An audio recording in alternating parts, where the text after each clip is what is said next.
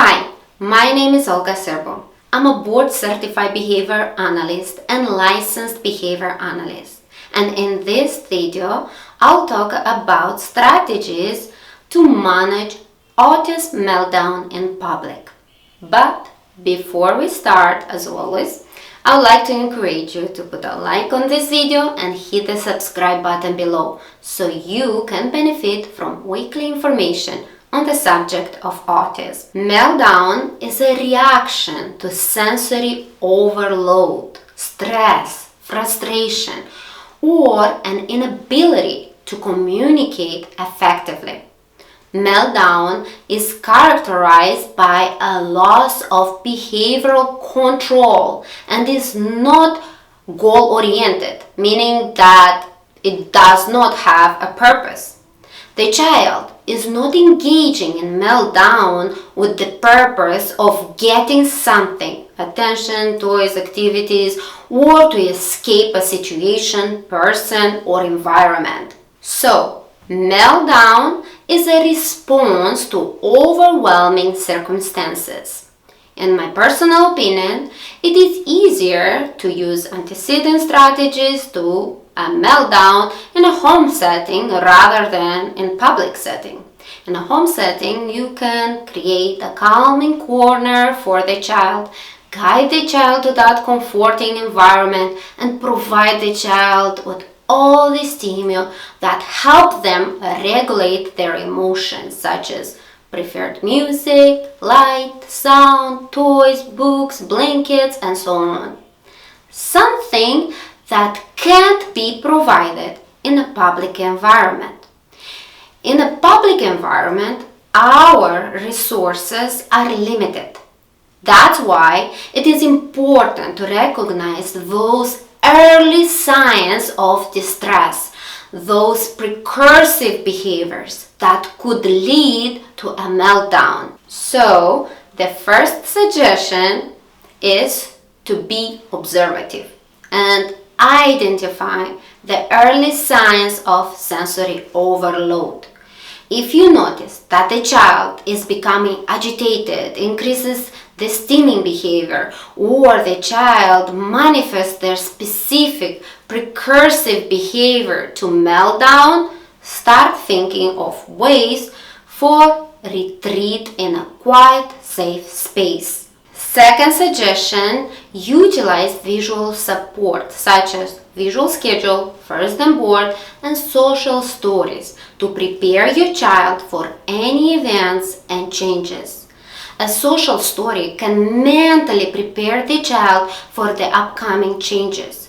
Don't forget to describe the stimuli that will be presented or may be presented in that specific environment and inform the child about the expected behavior and reactions to them. A first and board will help you keep the child engaged, motivated, and break down a big sequence of events. The visual schedule helps you eliminate the elements of unpredictability and decrease the child's anxiety when it comes to changes. So it is important to use visual and social stories as antecedent strategies to help decrease and prevent behaviors from happening. Third suggestion, create a calming kit with sensory items like headphones, fidget toys, or a comfort item to provide self-soothing tools when needed.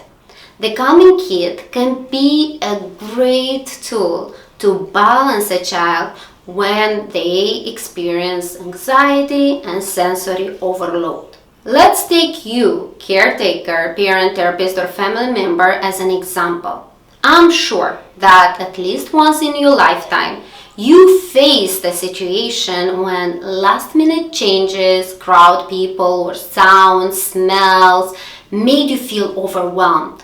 I'm also sure that as a response, you used an escape, coping mechanism.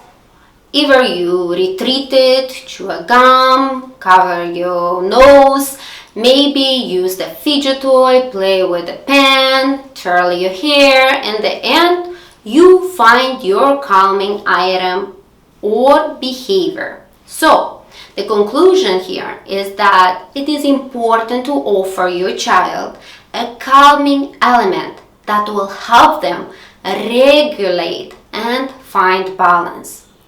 Fourth suggestion, if all the antecedent strategies failed, all the preventive methods are unsuccessful, and your child ends up engaging in a meltdown in a public place, the first thing you should do is stay calm.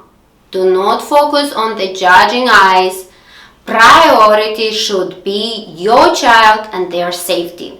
Give the child the space that could be offered in that public environment. And if possible, move your child to a quiet, less stimulating area.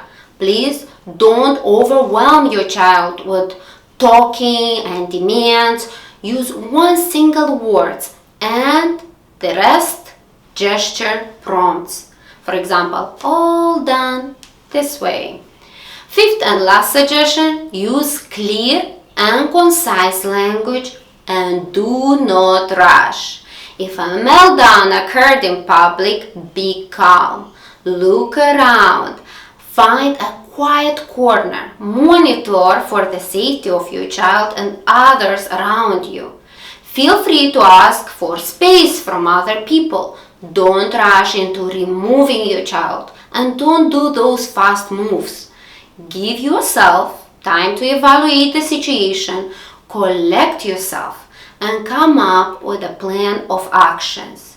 Once you decide on your next steps, use clear, simple language.